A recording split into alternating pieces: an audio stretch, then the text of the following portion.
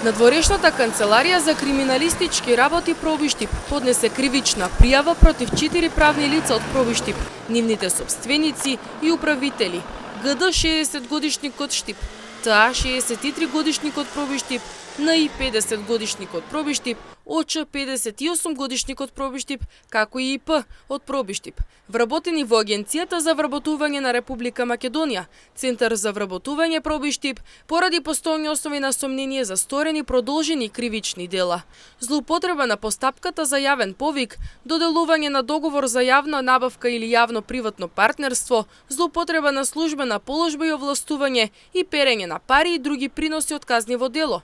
Пријавените правни лица и управители со договор со ИП, раководител на Центарот за вработување во Пробиштип во време на случување на делата, се пријавиле за учество за добивање неповратна финансиска помош, како предвидена мерка на владата од 2024 година за вработување на целна група невработени лица роми, односно на незаконски начини противправно го оствариле правото, вработувајќи лица кои не биле роми по националност и имале претходен работен стаж, а кој незаконски им бил избришан во Агенцијата за вработување на Република Македонија.